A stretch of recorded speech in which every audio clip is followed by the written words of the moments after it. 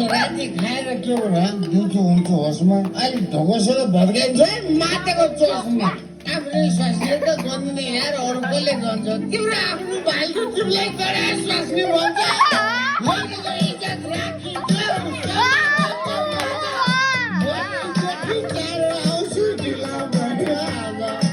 अचेत भए आएको देख्दा छोटोले एकदम गोली बत्ती छाडा बोली चिबे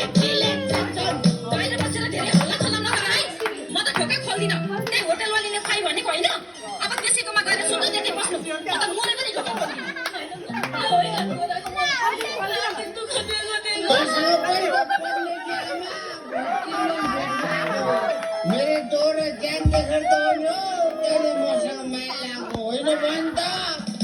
दिउँसो भर सधैँ तेरो घरमा एकदम टेन्सन मैले कमाएर ल्याउँदा मात्रै चुलोमा आगो बल्छ